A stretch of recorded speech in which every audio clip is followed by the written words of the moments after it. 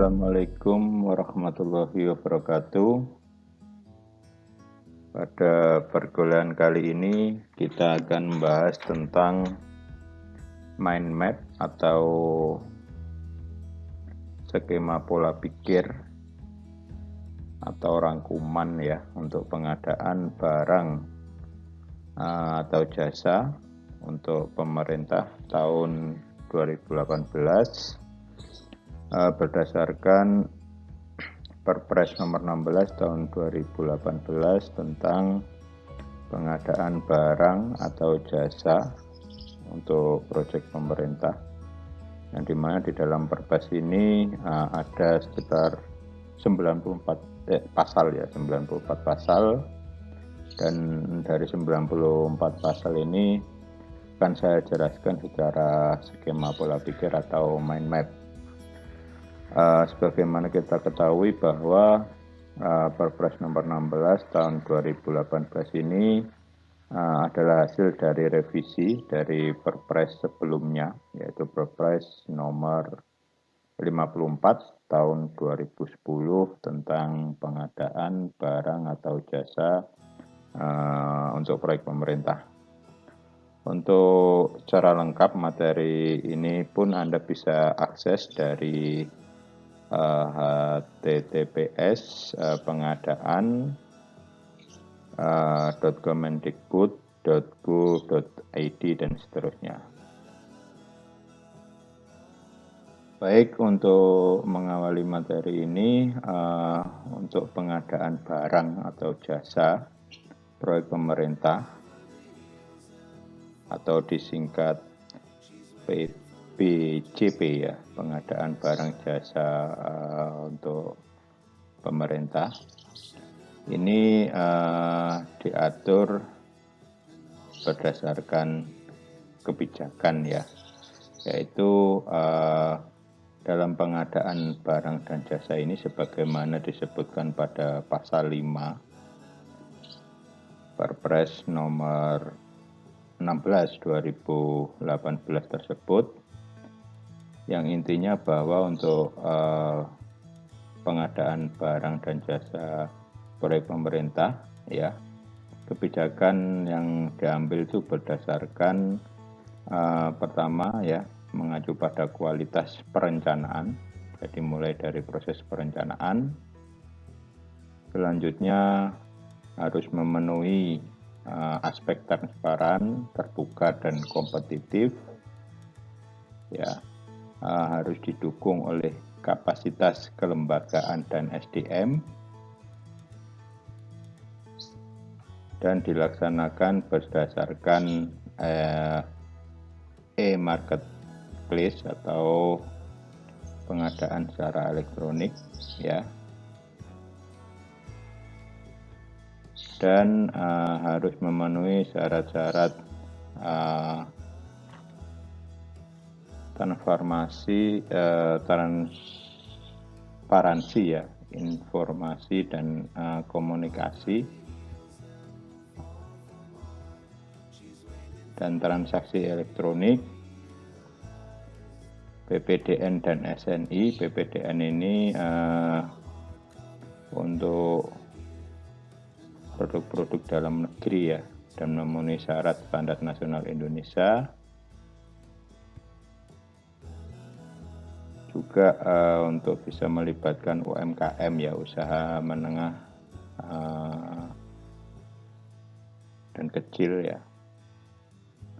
Penelitian dan industri kreatif juga bisa dilibatkan, dan diharapkan adanya pengadaan barang jasa yang bersifat berkelanjutan ya. Selanjutnya, tujuan dari PBJ itu sendiri adalah harus memenuhi aspek-aspek ketepatan ya. Yang pertama yaitu tepat kualitas, tepat dari segi kuantitas atau jumlah, ketepatan waktu, biaya, lokasi, dan penyedia yang memenuhi syarat. Terus juga mengutamakan produk-produk dalam negeri ya.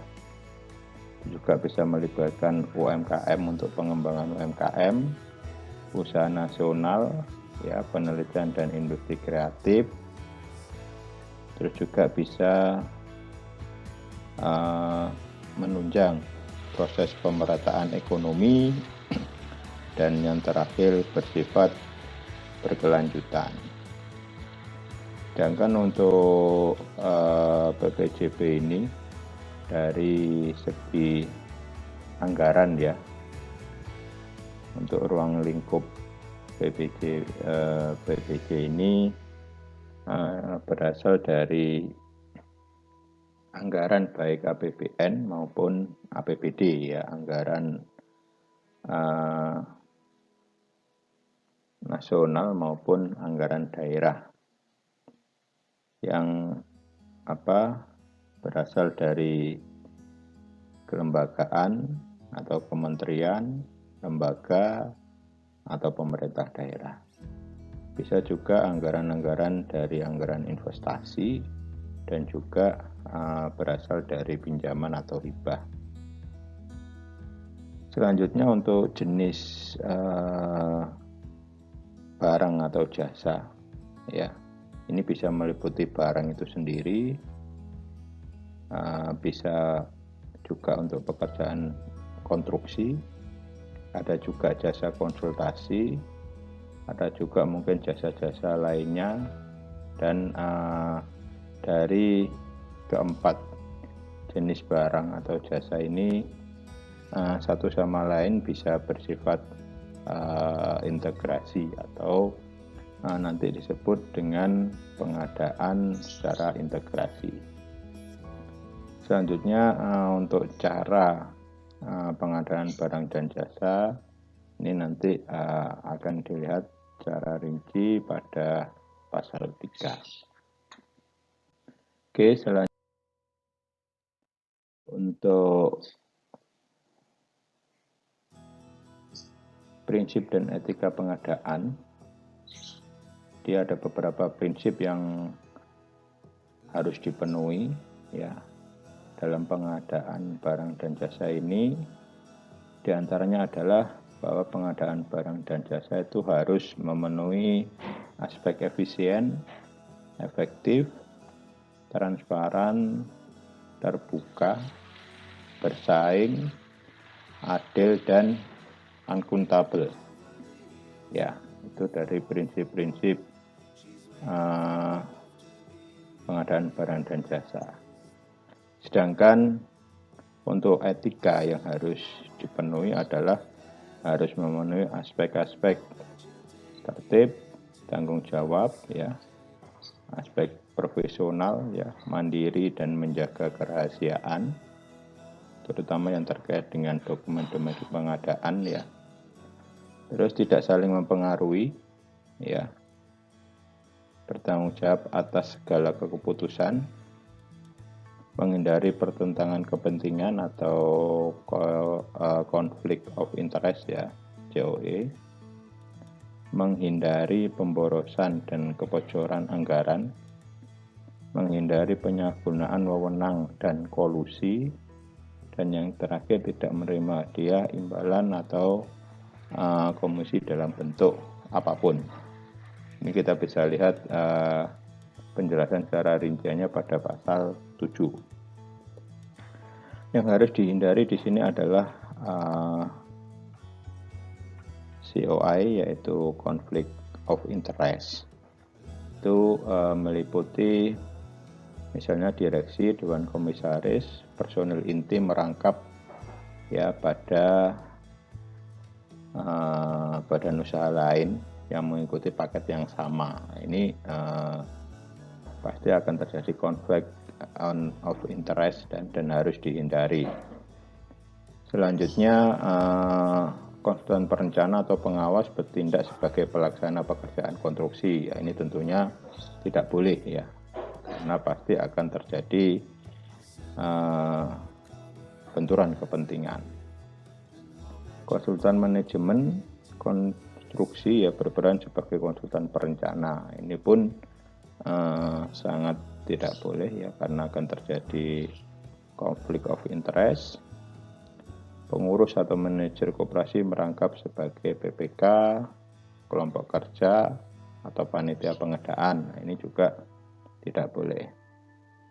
Selanjutnya PPK, Pokja atau panitia pengadaan baik langsung maupun tidak langsung mengendalikan perusahaan penyedia. Ini sebenarnya tidak boleh karena nanti akan ada kepentingan-kepentingan tersembunyi. Dan yang terakhir, beberapa perusahaan yang mengikuti tender atau seleksi yang sama dikendalikan oleh pihak yang sama. Ini akan terjadi monopoli dan akan terjadi persaingan yang tidak sehat, ya. Jadi itu konflik of interest yang harus benar-benar dihindari. Oke, selanjutnya untuk pelaku pengadaan. Yang pertama adalah PA atau guna anggaran, ya. Ini dapat kita lihat pada pasal 9, yaitu untuk pelaku pengadaan barang dan jasa. Ya, di sini terdiri dari KPA atau kuasa penggunaan anggaran, disebutkan pada pasal 10. Terus ada PPK, pejabat pembuat komitmen, dijelaskan pada pasal 11. Ada pejabat pengadaan, ada Pokja atau kelompok kerja pemilihan, ada procurement agent, ya, atau penyedia, ada PPHP dan atau PJHP, ya, panitia penerima hasil pekerjaan atau penanggung jawab hasil pekerjaan. Ada penyelenggara swakelola, yaitu penyelenggara yang dilakukan secara mandiri oleh instansi atau institusi tertentu, ya. Terus ada penyedia, ya. Ini pihak-pihak yang sebagai pelaku penyediaan barang dan jasa. Di sini ada PA atau pengguna anggaran. Di sini pengguna anggaran, ya, mempunyai tugas untuk melakukan tindakan yang mengakibatkan pengeluaran anggaran, ya, jadi merupakan wewenang dari pengguna anggaran. Terus dia bisa membuat perjanjian dengan pihak lain, bisa melakukan perencanaan pengadaan, rencana umum pengadaan, konsolidasi pengadaan barang dan jasa, dan penetapan pengadaan langsung untuk tender atau seleksi ulang yang gagal. Untuk organisasi pengadaan barang jasa ini terdiri dari ada PPK, ada penyelenggara swakelola, ada pejabat pengadaan, ada PPHP dan PJPHP atau penanggung jawab penerima hasil pekerjaan, ada tim teknis, ada juga tim juri atau tim ahli, ya. PA atau pengguna anggaran juga mempunyai wewenang untuk menyatakan tender atau seleksi gagal jika memang dalam prosesnya seleksi itu mengalami kegagalan. Dan yang terakhir penetapan pemenang. Ini untuk tender atau PL Ebukarsing yang di atas 100 M, ya, atau seleksi atau PL yang di atas 10 M. Ini juga menjadi wewenang dari PA untuk penetapan pemenang. Oke, ya. Untuk pelaku pengadaan yang kedua yaitu ada KPA atau kuasa pengguna anggaran, ya. Jadi di dalam sebuah institusi atau lembaga itu biasanya ada PA, ada juga KPA. Ya, jadi biasanya di institusi yang banyak itu KPA ya, kuasa pengguna anggaran, ya pimpinan tertinggi dalam institusi tersebut ya. Jadi untuk PA, terkait dengan PA tadi sudah disebutkan pada pasal 9, sedangkan untuk KPA atau kuasa pengguna anggaran ini secara rinci dijelaskan pada pasal 10 ya. Nanti Anda bisa baca lebih detail. Tapi secara inti ya, KPA ini mempunyai kewenangan, yaitu yang pertama pendelegasian sesuai pelimpahan, terus menjawab sanggah banding untuk tender PK ya, mendelegasikan kewenangan kepada PPK ya, dibantu oleh pengelola pengadaan barang dan jasa, dan KPA ini dalam kondisi tertentu ya, misalnya karena keterbatasan tenaga dan sebagainya, bisa merangkap sebagai PPK. Oke, selanjutnya untuk pelaku pengadaan barang dan jasa, ini sendiri ada PPK ya, dapat dilihat rinciannya dalam pasal 11. Ada pejabat pengadaan ya, ada pokja pemilihan, ada procurement agent ya, ada PPAP dan PJAP, ada penyelenggara swakelola dan penyedia yang sudah kita sebutkan tadi. Ya, untuk pelaku pengadaan yang selanjutnya yaitu PPK atau pejabat pembuat komitmen ya. Nah, PPK ini dasar dan ketentuannya diatur pada pasal 11. Ya, PPK ini mempunyai tugas dan kewenangan yang cukup banyak ya. Di antaranya adalah untuk perencanaan pengadaan ya, untuk penentuan spesifikasi teknis atau kerangka acuan kerja, untuk membuat rancangan kontrak, membuat HPS atau harga perkiraan sendiri atau owner estimate ya, menentukan besaran uang muka ya, ini biasanya setelah adanya perjanjian kerja ya, terus mengusulkan perubahan jadwal kegiatan, menentukan tim pendukung dan tim atau tenaga ahli, melakukan e-broadcasting yang nilainya di atas 200 juta ya, di lelang secara elektronik, membuat SPPBJ ya, untuk pengadaan barang dan jasa, terus mengendalikan kontrak ya, dari berdasarkan kontrak atau syarat perjanjian yang telah ditandatangani. Biasanya selanjutnya melaporkan dan menyerahkan hasil pekerjaan kepada PA atau KPA ya, kuasa pengguna anggaran, terus membuat dokumen pelaksanaan kegiatan, menilai kinerja penyedia, terus melakukan pelimpahan kewenangan ya, yaitu berupa tindakan yang mengakibatkan pengeluaran anggaran.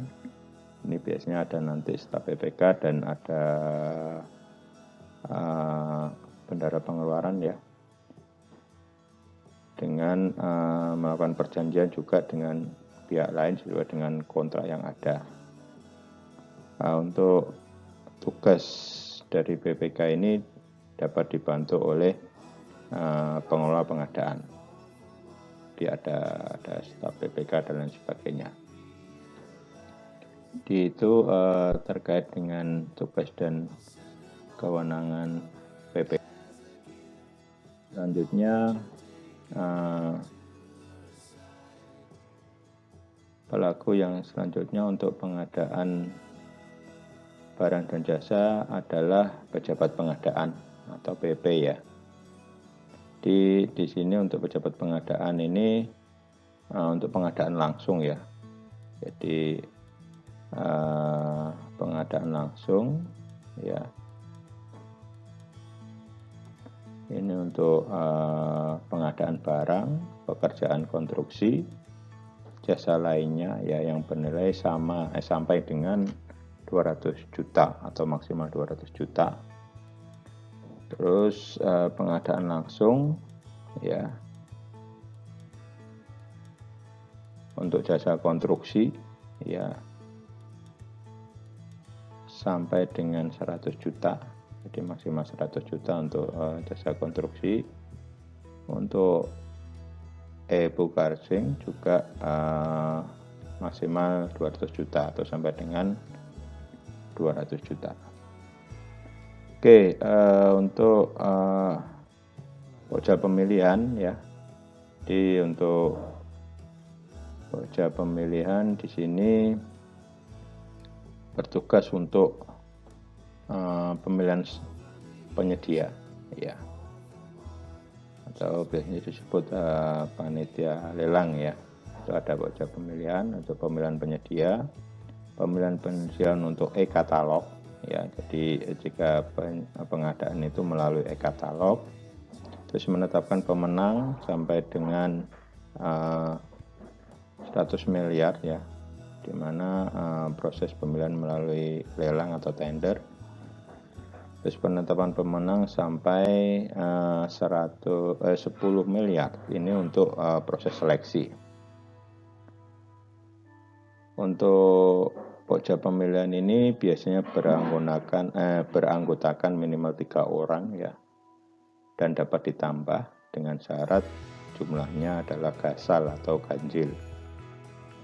Dan untuk pokja pemilihan ini dapat dibantu oleh tim atau tenaga ahli. Itu terkait dengan selanjutnya untuk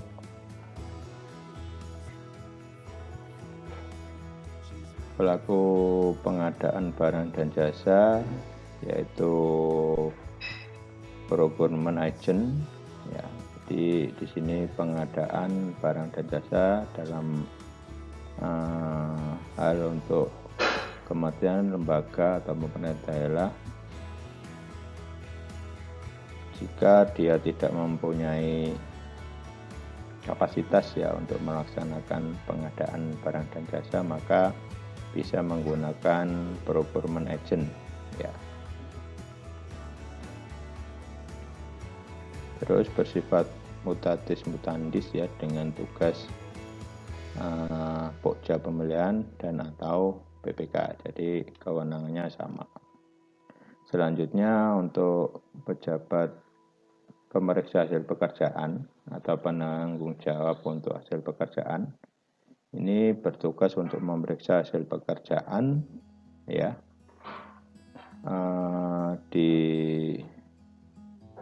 untuk pengadaan barang, pekerjaan konstruksi atau jasa lainnya sampai dengan nilai 200 juta ya, dan untuk jasa konstruksi dengan batasan maksimal 100 juta.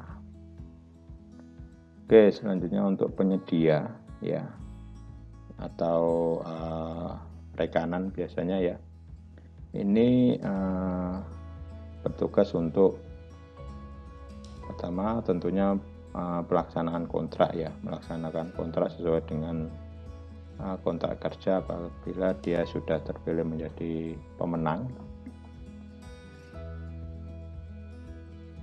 Selanjutnya menjaga atau bertanggung jawab terkait dengan kualitas barang atau jasa ya, bertanggung jawab terhadap ketepatan jumlah atau volume sesuai dengan kontrak. Terus ketepatan waktu penyerahan ya, tepat waktu sesuai dengan kontrak, dan ketepatan tempat penyerahan ya, itu pun sesuai dengan kontrak. Selanjutnya ada penyelenggara swakelola. Ya, ini ada beberapa tahap ya. Jadi swakelola ini adalah mulai dari proses persiapan, perencanaan, pelaksanaan, dan pengawasan. Ini biasanya dilakukan sendiri oleh institusi atau instansi tersebut. Ini bisa secara detail untuk tata aturannya bisa dilihat pada pasal 16. Jadi pekerjaan swakelola ini merupakan pekerjaan yang direncanakan, diadakan, dan diawasi oleh kementerian, lembaga, instansi, pemerintah daerah, atau bisa ormas dan kelompok masyarakat. Ya. Jadi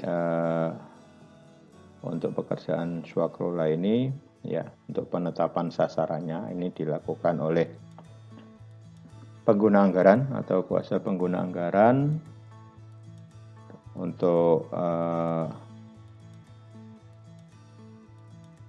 kementerian, lembaga, atau pemerintah daerah. Ini sebagai penanggung jawab anggaran, ya. Ini bisa menggunakan pegawai dari lembaga yang bersangkutan atau juga dari yang lain dan tenaga ahli, di mana tenaga ahli tidak boleh lebih dari 50% dari tim pelaksana.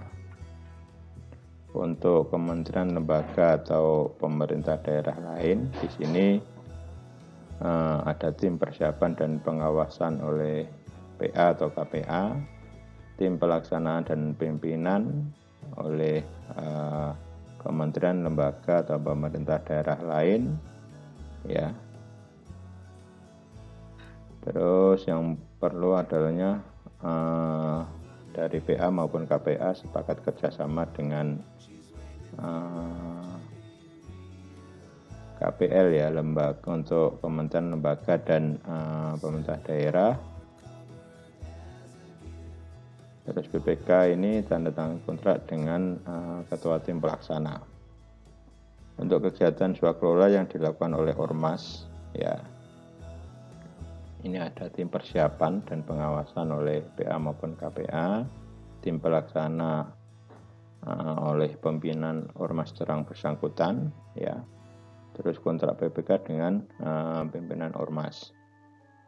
Sedangkan untuk swakelola yang melibatkan kelompok masyarakat, ini ditetapkan oleh pimpinan dari kelompok masyarakat.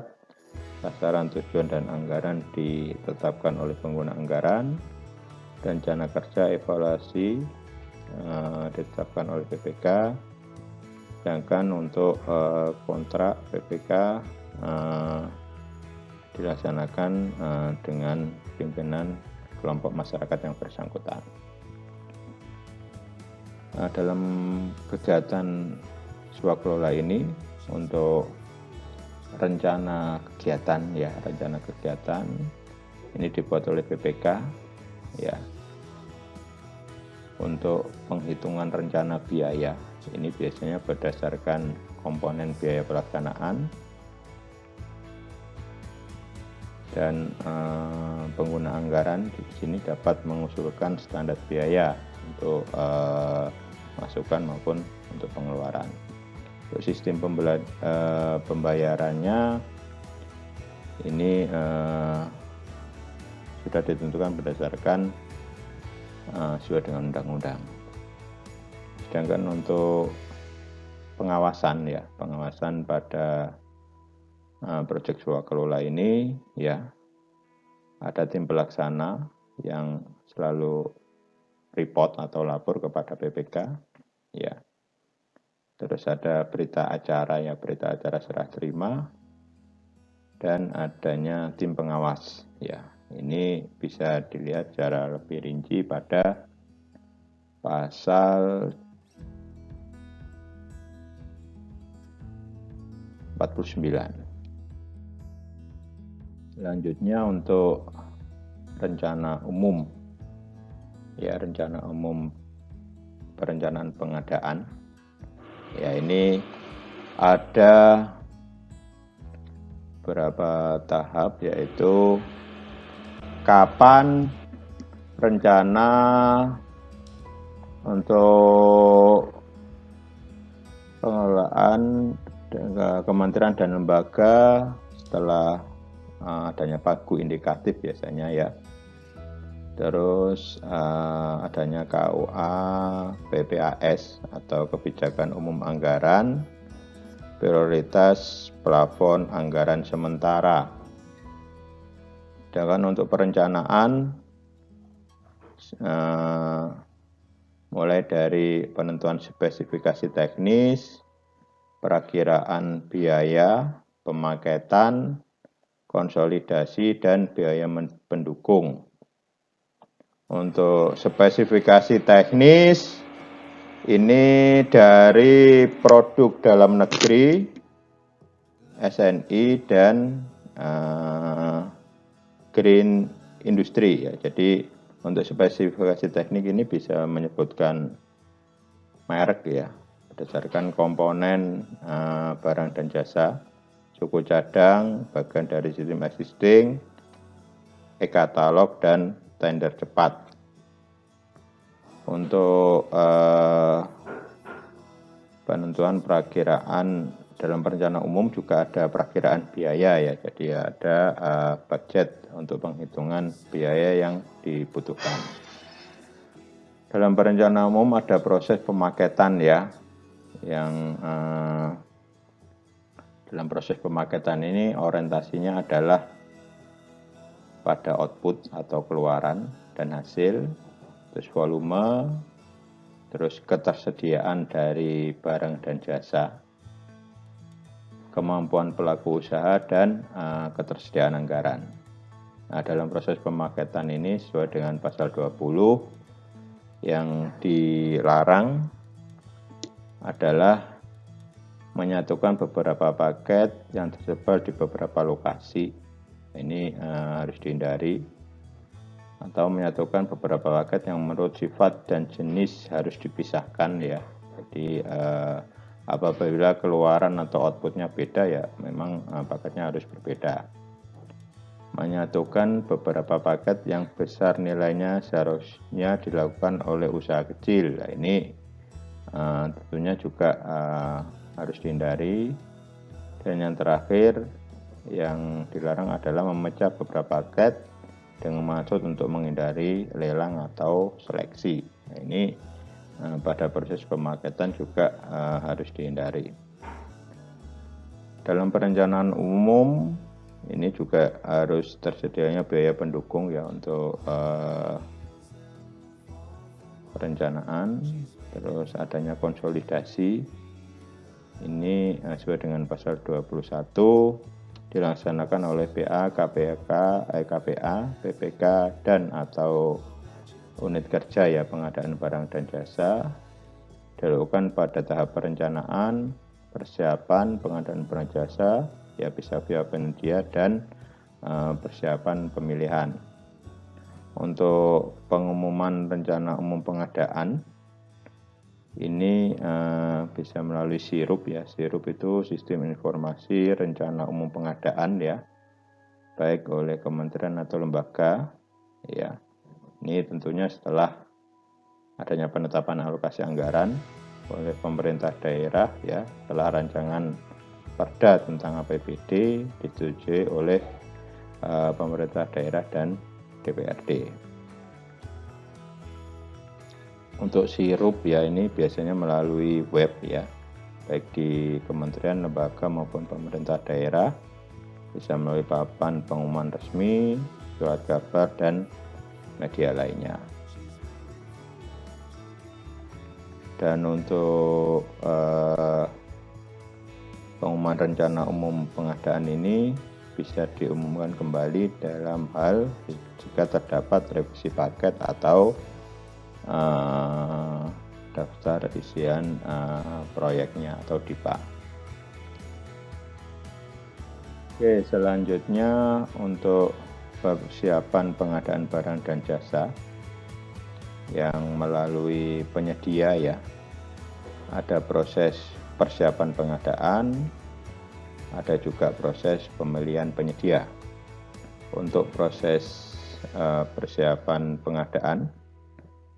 Sesuai dengan pasal 25 yang harus dilakukan adalah membuat HPS atau harga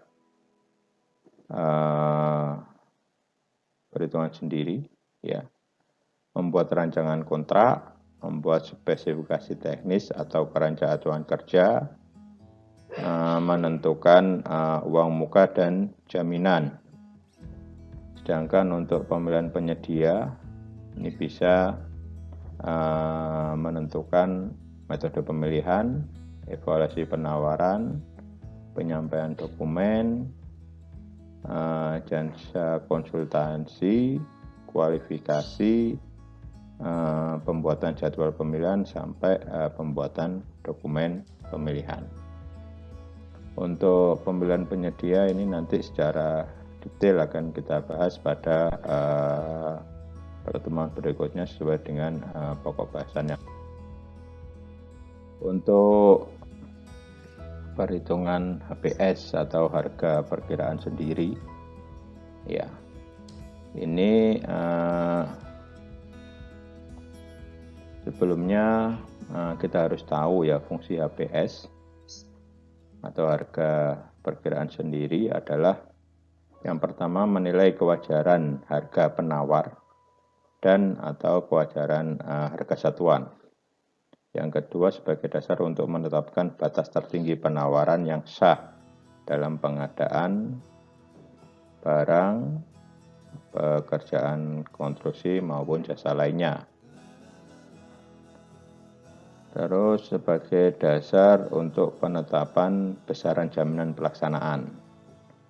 Bagi penawaran yang di bawah 80% dari nilai HPS. Untuk HPS sendiri, seperti yang sudah disebutkan tadi, ini adalah merupakan tugas dari PPK, ya, di mana PPK bisa dibantu oleh staf atau ahli, ya, atau tenaga ahli yang lain, ya. Jadi dihitung secara keahlian, data yang dapat dipertanggungjawabkan termasuk sumber-sumbernya, telah memperhitungkan keuntungan dan biaya overhead cost-nya. Nilai total HPS tidak rahasia dan terbuka. Jadi nilai total itu bukan sesuatu yang rahasia. Jadi harus transparan. Selanjutnya total HPS adalah HPS plus PPN, ya. Jadi sudah include dengan PPN, ya. HPS ini yang pertama merupakan harga perkiraan sendiri tadi tidak menjadi dasar perhitungan besaran kerugian negara, ya, apabila ada pemeriksaan. Terus penetapan HPS paling lama 28 hari kerja sebelum batas akhir pemasukan penawaran.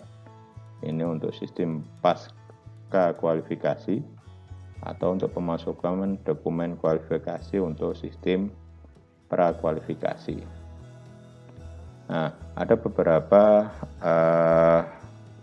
pengadaan yang tidak memerlukan HPS. Yang pertama adalah untuk pengadaan barang dan jasa maksimal 10 juta. Terus pengadaan barang jasa melalui e-casing atau katalog, ya. Terus tender pekerjaan yang terintegrasi. Untuk contoh tender pekerjaan terintegrasi misalnya pekerjaan yang bersifat design and build atau rancang bangun. Oke, selanjutnya berkaitan dengan jenis kontrak, ya. Jadi untuk jenis kontrak ada untuk kontrak jasa konsultansi, ya, ada kontrak tahun jamak, ada bentuk-bentuk kontrak, ya. Untuk jasa konsultasi ada bersifat lamsam, ya, atau apa istilahnya keseluruhan begitu. Ada waktu penugasan atau time base, ya. Ada kontrak payung atau indefinite delivery kontrak, ya. Untuk bentuk kontrak, ya, itu bisa berdasarkan bukti pembelian, ada kwitansi, bisa juga SPK atau surat perintah kerja, ada surat perjanjian maupun surat pesanan. Untuk jenis kontrak sendiri ada kontrak lamsam, ya, di kontrak jadi begitu, ya, seluruhan. Ada harga satuan, yaitu per item harga satuan. Ada gabungan antara lamsam dengan harga satuan. Ada kontrak terima jadi atau turnkey. Ada kontrak payung, ya. Itu untuk jenis. Oke, demikian yang bisa saya sampaikan pada pertemuan kali ini. Untuk materi selanjutnya akan kita lanjutkan minggu depan, ya. Sampai berjumpa kami minggu depan, ya. Sampai berjumpa kembali minggu depan. Saya akhiri. Wassalamualaikum warahmatullahi wabarakatuh.